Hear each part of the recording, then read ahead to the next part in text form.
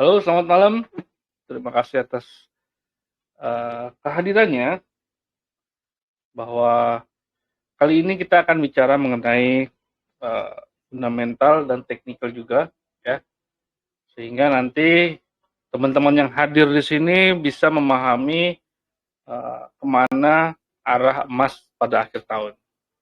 Nah, yang hadir ini sepertinya akan sedikit beruntung atau beruntung ya, bahwa kita nanti eh, saya akan berikan satu insight. Mungkin teman-teman banyak sudah tahu tapi tidak pernah menyadarinya, ya. Tahu tapi tidak sadar bahwa biasanya emas pada akhir tahun itu bergeraknya kemana, ya.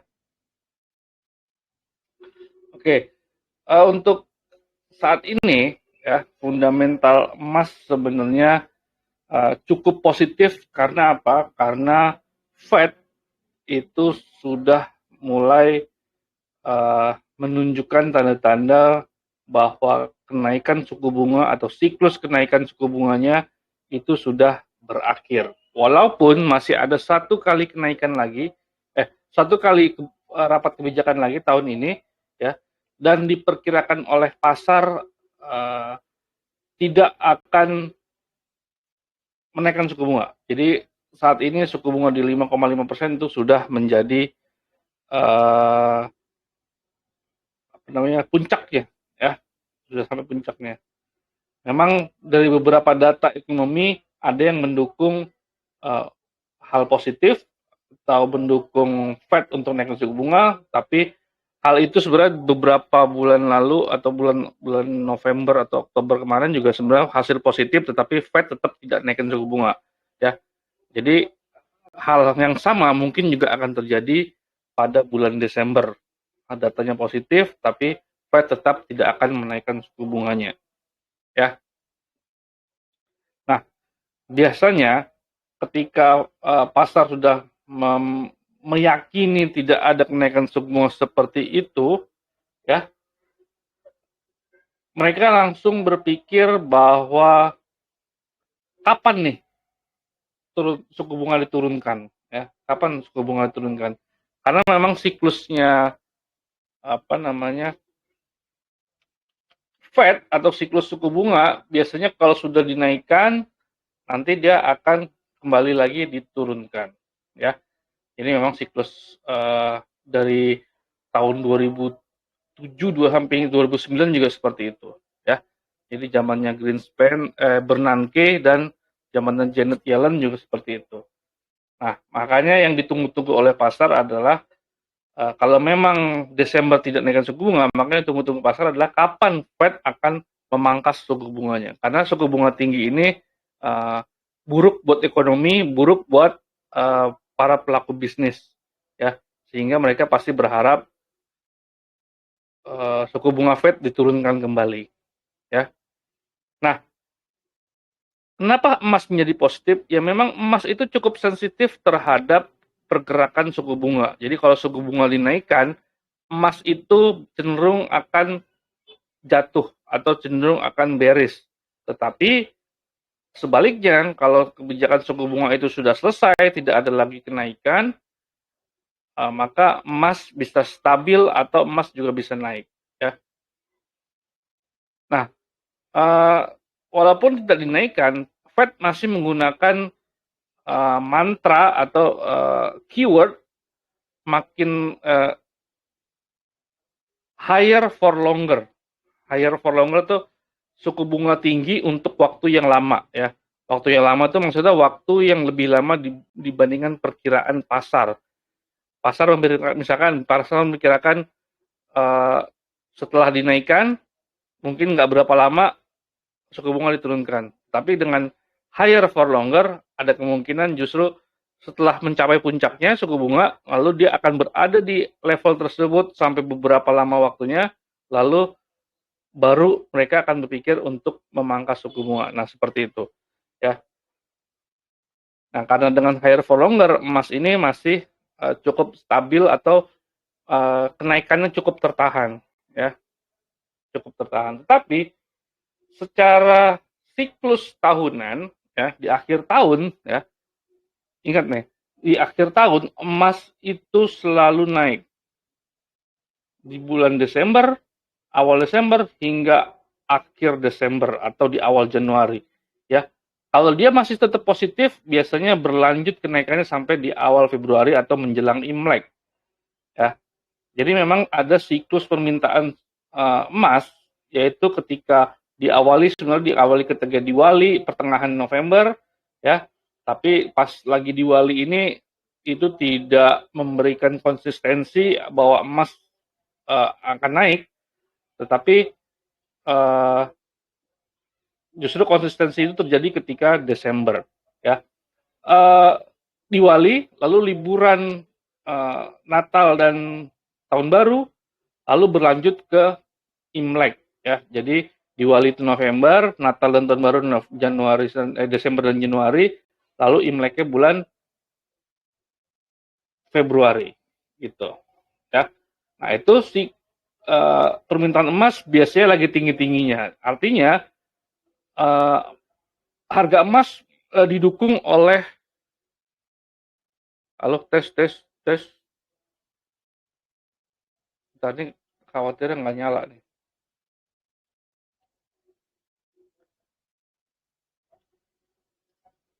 Tes 1, nih, nyala. Tunggu ya, belum selesai. Jadi apa tadi? Oke, permintaan emas sedang tinggi-tingginya di bulan November, Desember, Januari hingga Februari ya. Cuma kalau kita lihat konsistensinya, coba teman-teman cek saat ini. Silakan cek.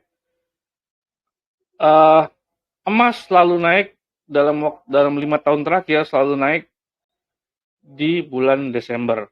Nah, ini adalah peluang bagi teman-teman untuk bisa trading emas atau cuan atau profit di bulan Desember ini ya. Tapi tentu apa yang saya katakan ini adalah untuk jangka waktu 1 bulan. Jadi kalau misalkan teman-teman mau cek awal Desember, tanggal 1 Desember, entah dari tanggal 1, tanggal 2, kalau sekarang Desember tanggal 1, hari Jumat. Opennya di mana? Di situ kita open buy ya. Nanti tunggu sampai bulan akhir Desember atau awal-awal Januari. Biasanya Januari awal buka market langsung liquid, atau kalau mau nunggu sampai Februarinya sampai Imlek juga boleh ya. Tapi tidak ada konsistensi ketika Januari sampai menjelang Imlek, tidak ada konsistensi emas akan naik. Ya silakan cek 5 tahun ke belakang, emas selalu naik bulan Desember ya. Dan rata-rata itu kenaikannya sampai $50 atau $60. 50 sampai $60 ya. Begitu ceritanya. Bapak Suhud, Muhammad Suhud mau bicara. Oke, silakan Pak. Mau bertanya apa, Pak?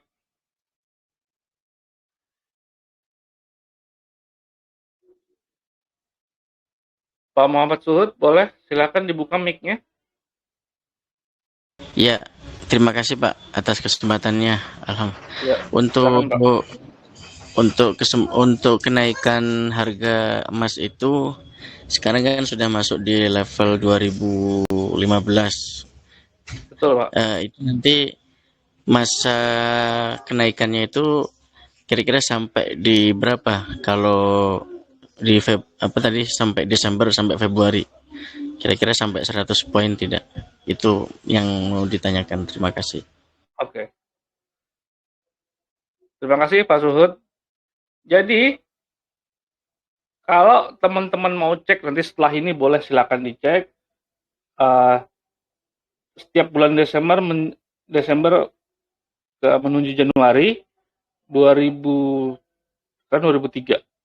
2002, 2003, 2001, 2002, 2020, 2021, lalu ke belakang sampai 2018 ke 2019 ya, di akhir tahunnya tuh dicek.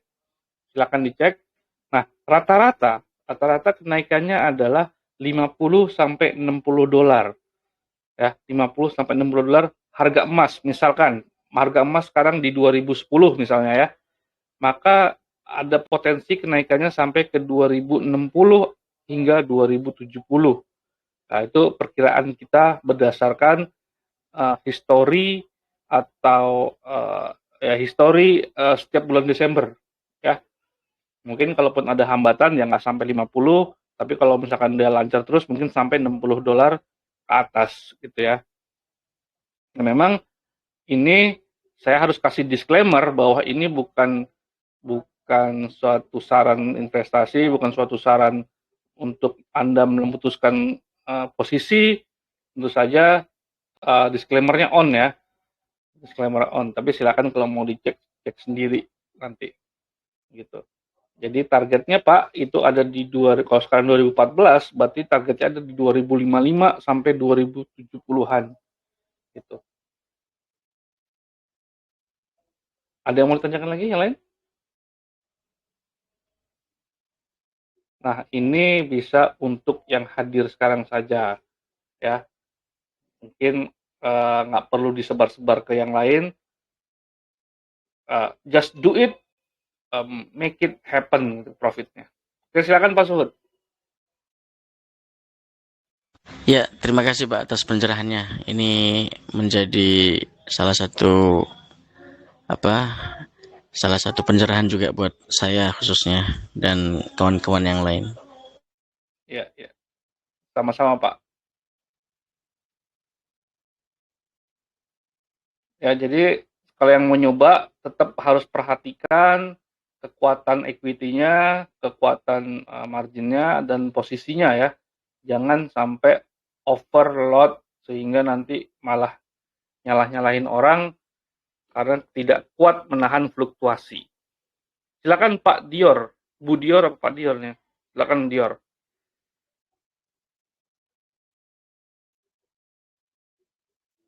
Silakan dibuka mic-nya. DYOR. Iya, makasih Bang. Selamat malam semua teman-teman. Salam cuan dulu ya. Salam cuan. Ya Pak, makasih Pak. Tadi makasih udah dikasih pandangan ya. Meskipun kita tetap dianjurkan untuk bikin riset sendiri ya. Tapi bagi saya ya selama ini sih ya memang cukup berpola yang ya linear seperti itu. Artinya sih saya juga mungkin akan sependapat, tapi bukan berarti juga ajakan buat temannya lain. Artinya ya dalam hal ini saya setuju sama pembicara. Tadi yang pertimbangan soal kita bicara dari Amerika Pak ya. Amerika soal Fed, SEC dan sebagainya, suku bunga sebagainya ya. Saya sih setuju. Tapi yang saya ini boleh dikatakan minta petunjuk atau boleh diartikan bertanya, tapi juga tetap tidak mengikat untuk diri saya sendiri jawabannya maupun teman-teman yang lain. Yaitu ini Pak, berandai-andai bicara kita coba hubungkan dengan peristiwa konflik di Timur Tengah ini Pak. Ukraina maupun sekarang Israel sama Palestina dan konflik Timur Tengah yang lainnya. Kan banyak pakar yang menganalisa mungkin akan ada sedikit penurunan eskalasi di pertengahan Desember, tapi pun ketika mereka berdamai mungkin juga akan mulai lagi peperangan di Januari lagi. Gitu. Kalau seandainya itu benar-benar terjadi di pertengahan Desember, katakanlah Pak ya, ada perdamaian yang cukup signifikan di konflik itu, kira-kira dampak emas bagaimana Pak? Mungkin itu aja Pak. Oke, ya. Oke, ini kasih, fundamental Pak. Ya, sama-sama Pak Dio. Oke, ini fundamental pertanyaannya. Jadi eskalasi perang atau krisis geopolitik itu memang sejatinya akan menguatkan emas, ya. Kalau ada eskalasi atau ada kejutan-kejutan krisis geopolitik, itu bisa membuat emas melonjak naik karena fungsi emas sebagai aset safe haven, ya, aset di mana orang akan mencari emas ketika ada ketidakpastian, ada krisis atau ada perang dan segala macam. Ya. Nah, memang kalau kita lihat pergerakan beberapa belakangan ini dari awal adanya eskalasi, adanya penyerangan Hamas ke Israel, itu membuat emas melonjak naik dari 1.800, akhirnya dia sampai di posisi saat ini ya. Tapi kalau kita lihat lonjakannya mungkin dari 1.800 besar ke 1.900 tengah gitu ya.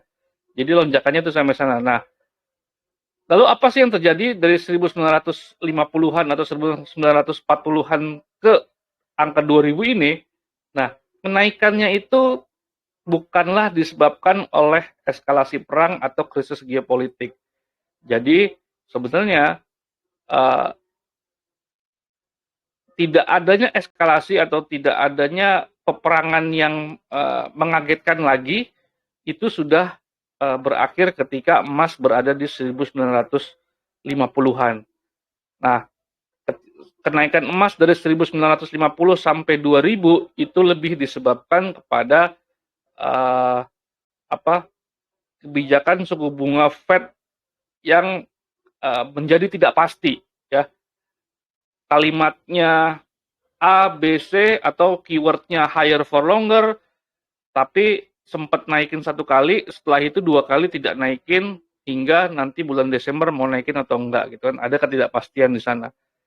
Kalaupun pasar melihat ada kepastian tidak akan dinaikkan, si pejabat Fed ini itu selalu mengatakan mereka siap memerangi inflasi.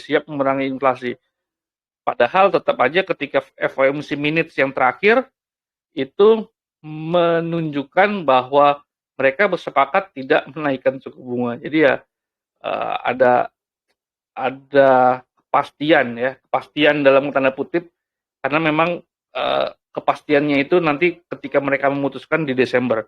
Nah, ada kepastian bahwa Desember tidak akan menaikkan suku bunga, sehingga emas tetap positif.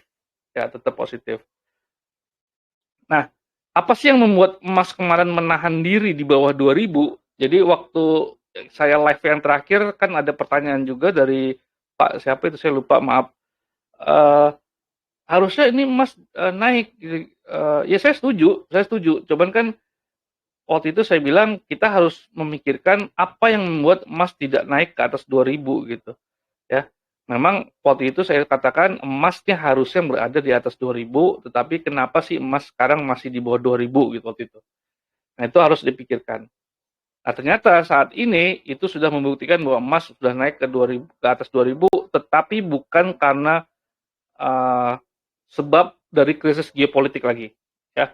Jadi ntar geopolitik misalkan ada perdamaian, ada mungkin tidak lagi ada perang, itu tidak akan berpengaruh pada emas. Tapi nanti yang berpengaruh pada emas justru ketika ada serangan besar lagi yang mengejutkan, itu nanti akan bisa menguatkan emas lagi. Gitu. Jadi kalau misalkan ada perdamaian tadi Pak Dior, mungkin di pertengahan Desember nanti ada perdamaian sampai Januari, saya rasa tidak akan mempengaruhi harga emas. Emas akan tetap positif, ya, karena suku bunga tadi. Pak Jabir, silakan Pak.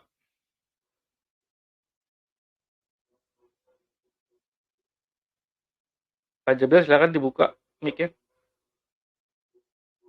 Jadi teman-teman di sini, kalau ingin mengikuti tadi ya, buy di awal Desember, lalu liquid di awal Januari, coba di reset dulu, benar apa enggak. Terus yang kedua, jangan sampai overload sehingga tidak bisa menahan fluktuasi di bulan Desember. Ya. Halo, Assalamualaikum. Silakan Pak Jabir. Halo, Assalamualaikum Pak Aris. Waalaikumsalam Pak Jabir, ya silakan Pak. Ya, kemarin yang waktu live yang terakhir itu kan diperkirakan akan naik. Pak Aris juga bilangnya akan naik. Kenapa sampai tidak naik? Iya. Bukan. Tapi saya mau tanya ini Pak, kan perkiraan di bulan Desember sampai Februari itu Mas akan naik di level 2000-an. Apakah untuk sekarang apakah bisa turun di bawah 900-an Pak? Turun ke? Di bawah 1900. Ya, ke bawah lah. Bisa turun dari 2000. Bisa enggak? Sampai 1800-an bisa enggak? Ada kemungkinan nggak, Pak? Hmm. Ya.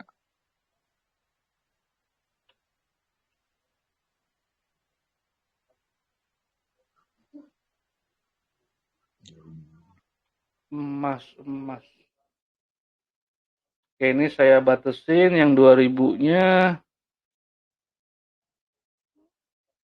Ini 2000.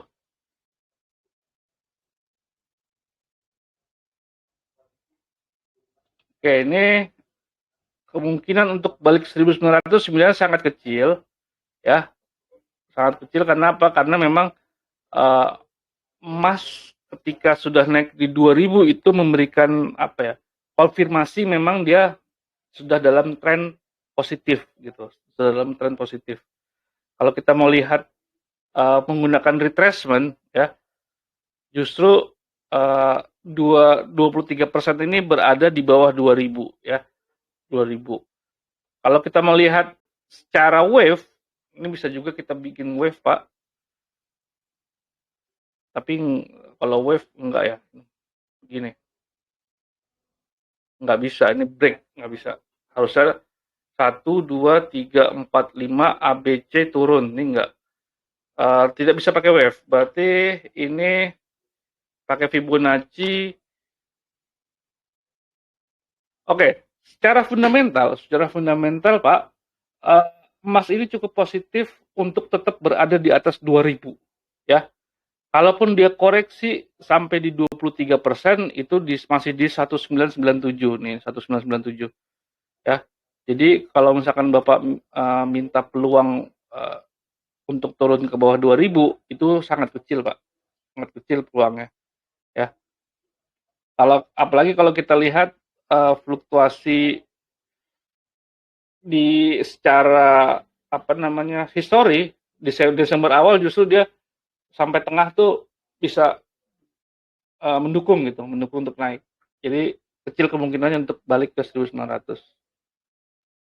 Itu Pak Jabir. Oke Pak Di. Oke, kalau mau namain nggak apa-apa. Ya sama-sama Pak Jabir. Pak Diar boleh. Ya, terima kasih Bang. Tadi jawaban yang pertama tadi yang cukup fundamental Bang ya. Saya mohon izin Bang dan teman-teman semuanya, saya mohon izin untuk bertanya sifatnya lebih ke teknis nih.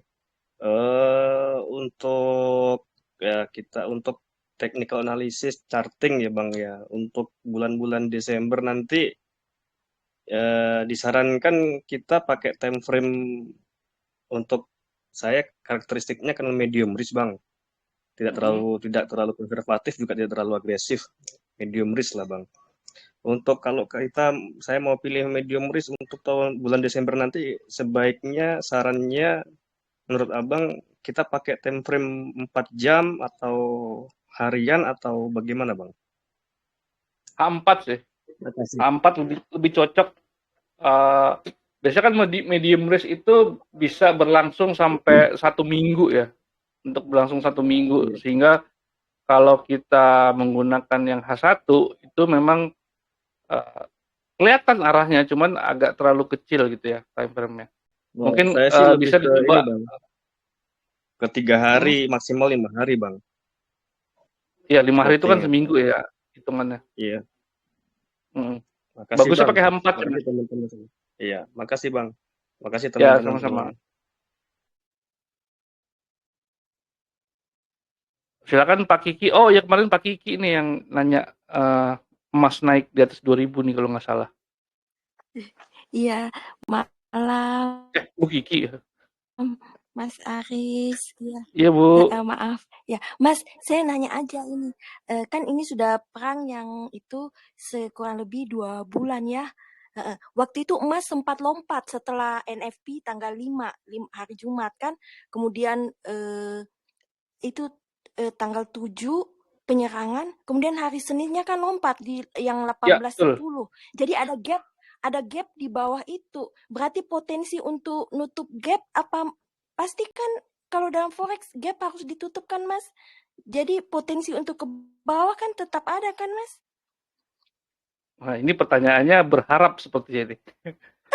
Kayaknya Bu. forex nggak pernah ada gap kan secara begitu. Kalau nggak salah, apa teori itu salah, Mas? Apakah gap itu akan ditutup yang lompatan setelah NFP waktu itu datanya bagus, dolar menguat, toto pas ada perang langsung melonjak naik ke atas.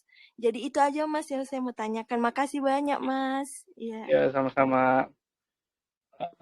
Di sini ya, ini NFP, terus ini lonjakannya, terus habis itu naik lanjut.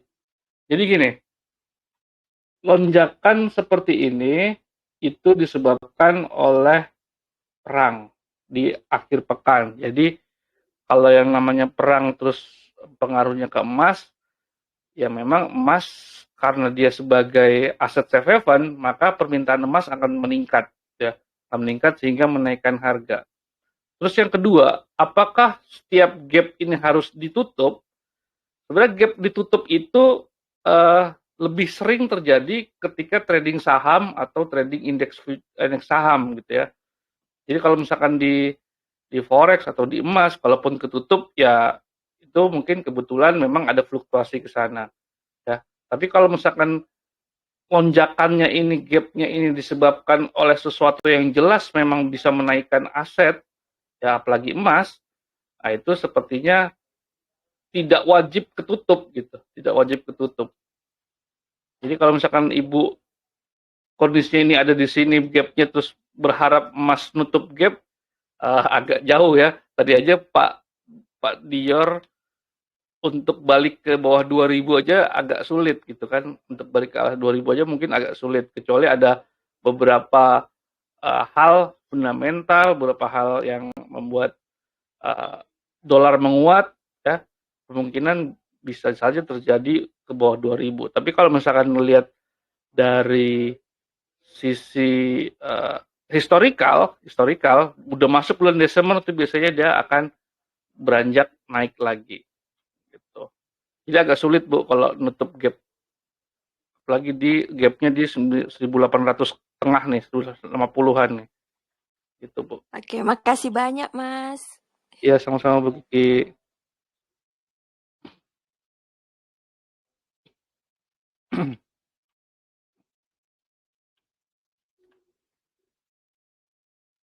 Oke, ada lagi yang lain boleh?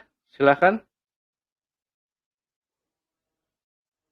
Kita lihat, kita cek 2 tahun ke belakang dulu aja deh. Sekarang bulan apa? Ini H4. Daily aja deh, daily Desember 23, 2022. Nah, dari 2022 deh, Desember 2022 nih sini. Duh, salah, sorry. Ah, nih. Ini Desember. Oke. Desember. Ini Januarinya. Oke. Kita lihat open Desember di sini ya.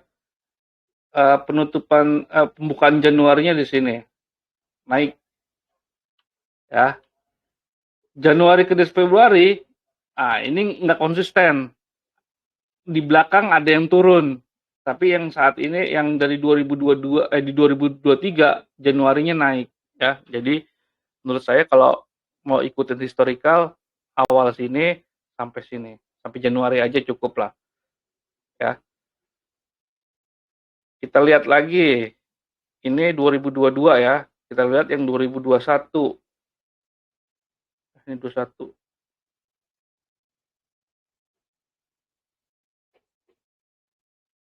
Nah,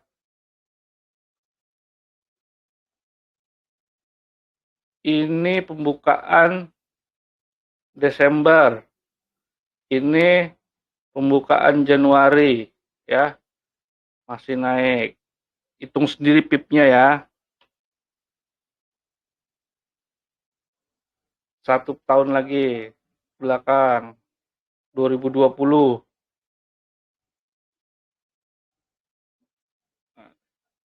Ini Desember awal. Ini Januari. Oke. Naik. Itu udah 3 tahun terakhir udah naik terus. Dah, cukup. Ya.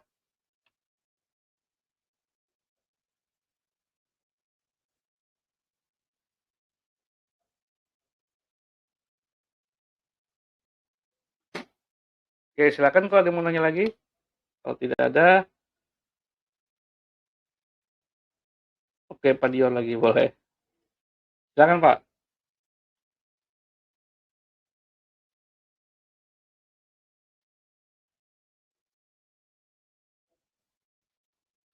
Pak Muhammad Denny juga boleh, silakan. Mana yang duluan membuka mic? Halo. Oke, Pak Ya, Dior, makasih silakan Pak. Pak. Diberi lagi kesempatan untuk bertanya. Ya, mohon maaf buat teman-teman kalau saya bertanya terus ya. Nggak Mumpung apa-apa Pak. lagi Ya. ingat nih.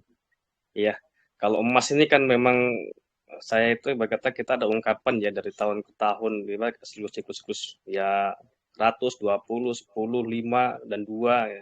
Artinya emas ini kan terus membentuk kalau volume besarnya kan terus higher high terus sebenarnya kalau kita zoom out gitu kan berkata kalau skala makro besarnya gitu.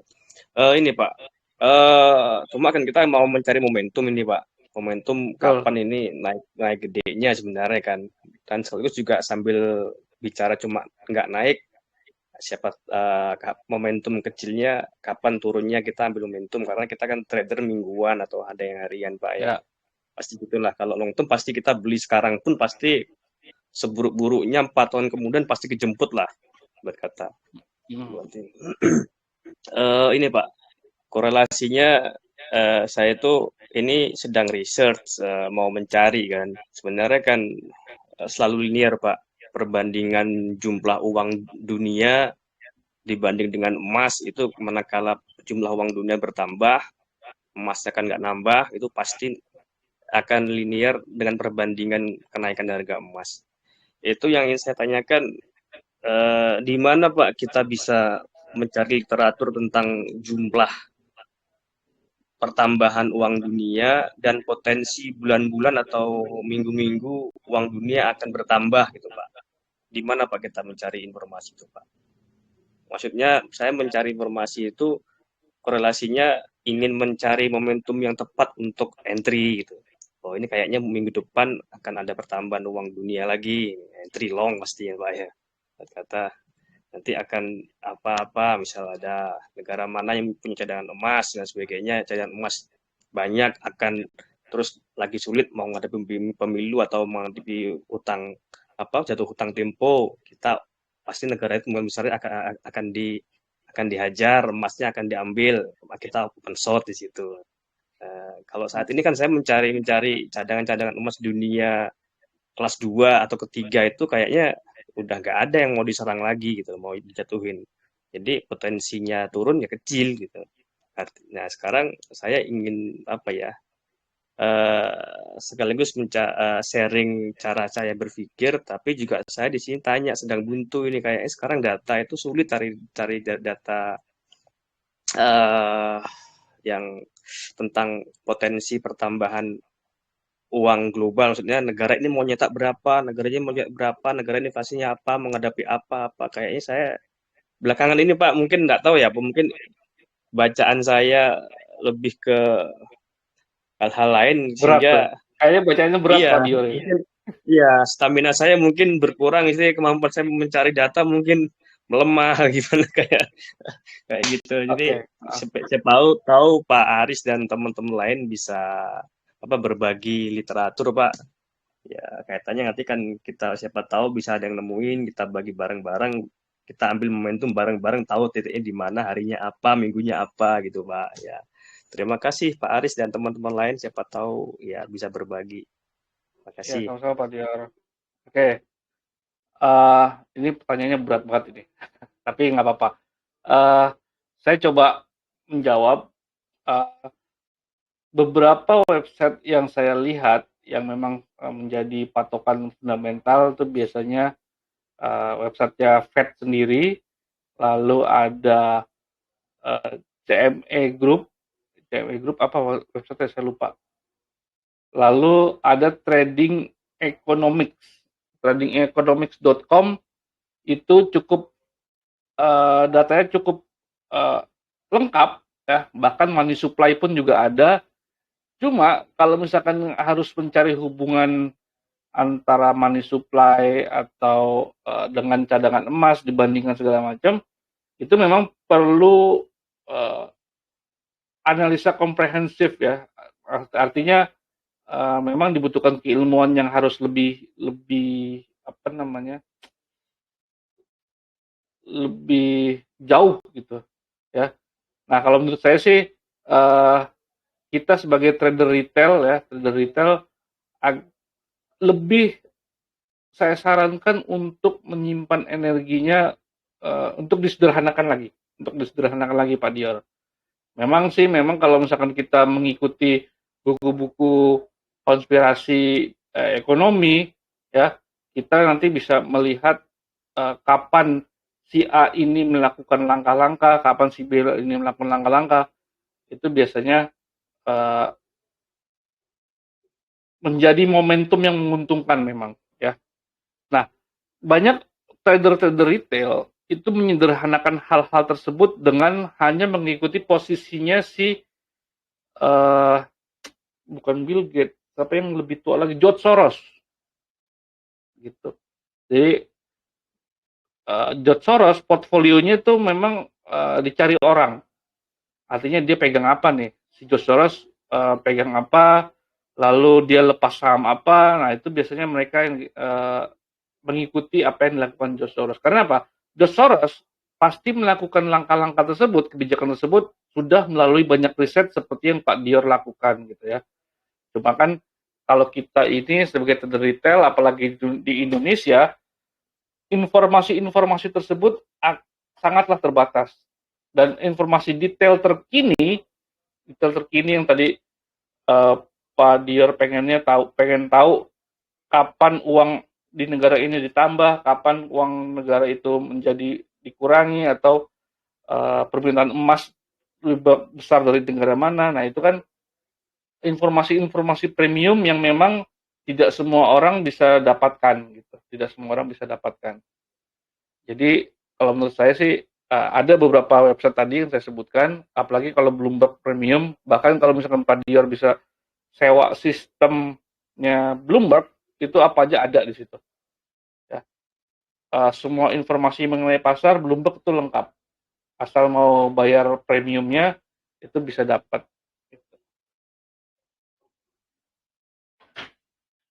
Lalu silakan Pak Denny tadi, Muhammad Denny. Silakan Pak kalau mau.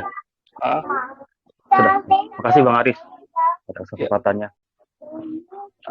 Ada dua, Bang Aris mohon izin. Pertama, ada nggak channel atau tempat kami belajar teknikal Bang Aris? Atau boleh tahu yang Bang Aris pakai indikator teknik ini seperti apa yang bisa kami terapkan gitu. Pertama itu, karena memang yang saya jalin ini memang masih pakainya pakai supply resistant ya. Begitu, terus sama teknik katanya BPE, break pullback entry kayak gitu, tapi itu nggak menjamin. Yang saya lakukan masih belum menguasai juga, belum mumpuni. BPE. Oh, pullback entry, BPE. Iya. Nah, itu juga nggak menjamin juga. Saya searching pakai indikator MA gitu, seperti 2MA. Saya juga belum paham. Diajarin juga kombinasi Bollinger MA, BBMA. Lebih parah juga, saya lebih mumet juga. Boleh Bang Aris ada mungkin tempat yang kami bisa tahu apa untuk teknikalnya gitu, yang lebih efisien gitu, lebih efektif kayak gitu. Gitu. Kedua,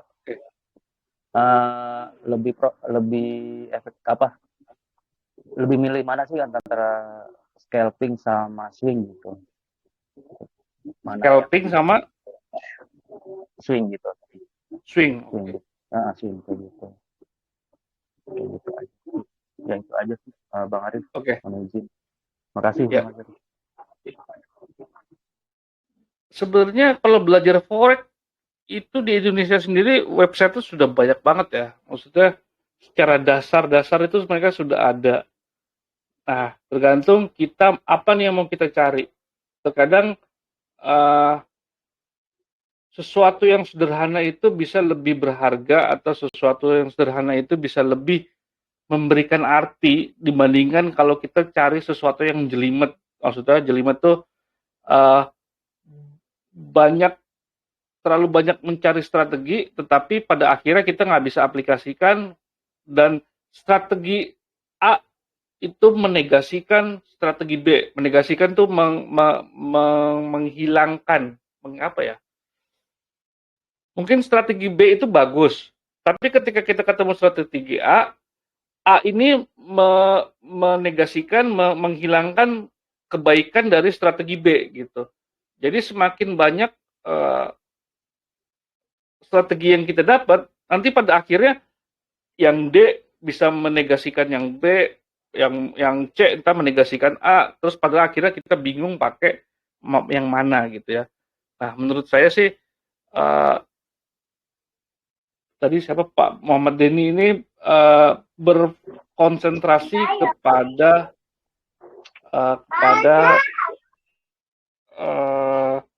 supply demand. Kalau memang supply demand itu di awal Pak memang sudah merasa setengah cocok, walaupun belum ahlinya, tapi saya pikir lebih baik Bapak fokuskan belajar supply demand. Nanti supply demand itu lebih memiliki dasar market struktur dasarnya lagi tuh ada teori Do yang mengatakan bahwa awal kenaikan itu adalah akumulatif, lalu nanti ada apalagi 3 saya lupa lagi. Terakhir distribusi gitu ya. Jadi ada 3 pergerakan itu dari teori Do, itu nanti menjadi market struktur nanti menjadi supply and demand. Nah, itu 3 itu aja yang perlu dipelajari secara khusus. Nah, kalau tempat belajar saya pikir sih banyak sih ya. Website YouTube luar negeri yang memberikan supply and demand and market struktur itu juga banyak ya. Trade Society yang saya sering lihat sih. Trade Society YouTube-nya orang bule itu dia cukup enak untuk didengarkan atau dipelajari. Dia bicara supply demand juga, market struktur juga gitu. Jadi saya pikir Pak Denny belajar itu aja market struktur, supply demand. Ya, nanti kalau udah ahli itu sih udah pasti dapat area-area di mana itu adalah area supply, nanti akan di atas juga akan ada area demand gitu. Nah, itu nanti kalau sudah ahli itu, insya Allah sih bisa lebih confident masuk posisi.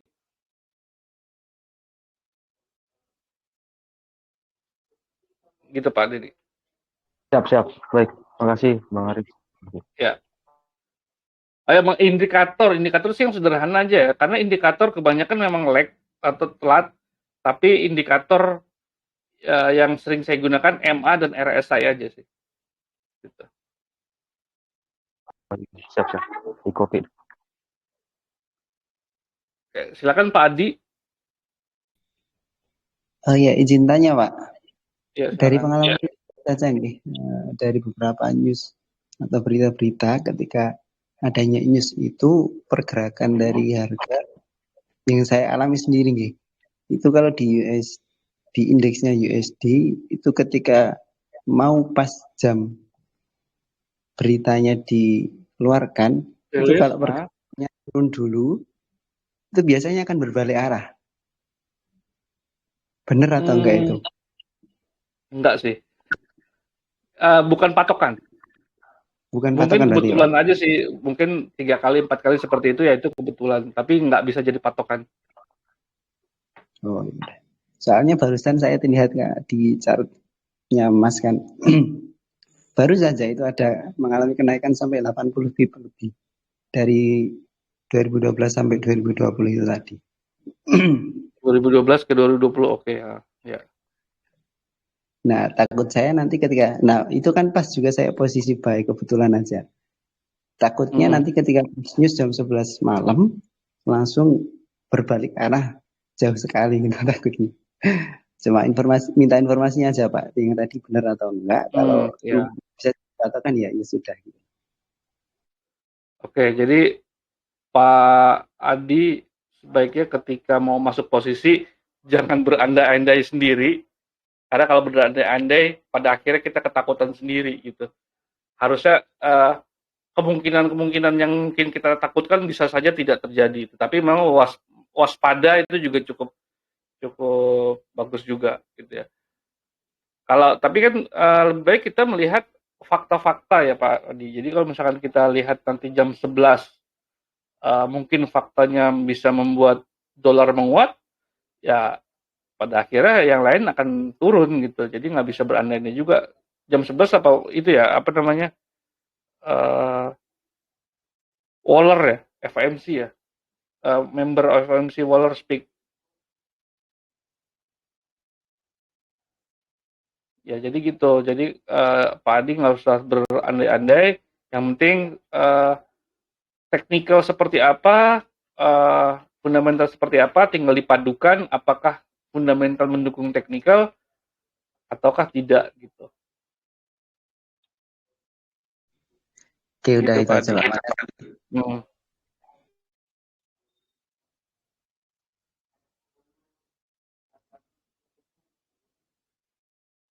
Ini 28 November ya.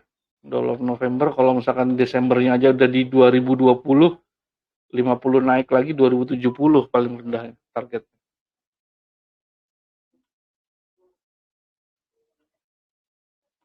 Oh, ini targetnya bisa pakai ini. Kalau mau cari targetnya bisa pakai Fibonacci expansion kalau di MT5.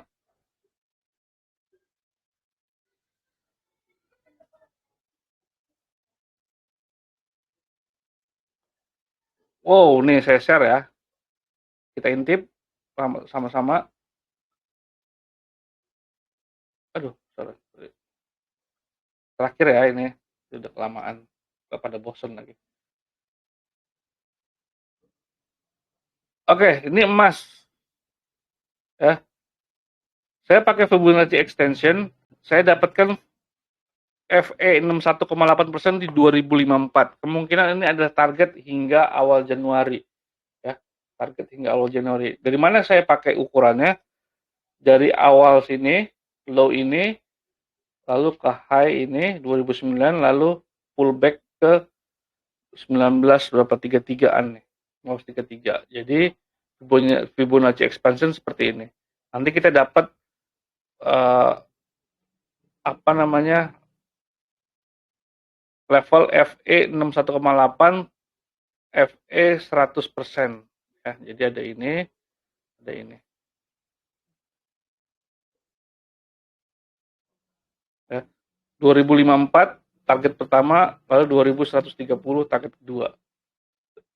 Ya. Ini Januari mulai di sini nih.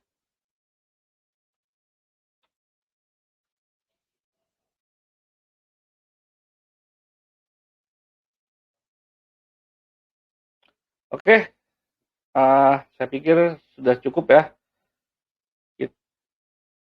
Terima kasih atas kedatangan teman-teman, hadirannya dalam sesi live Telegram kali ini, emas akhir tahun kemana ya.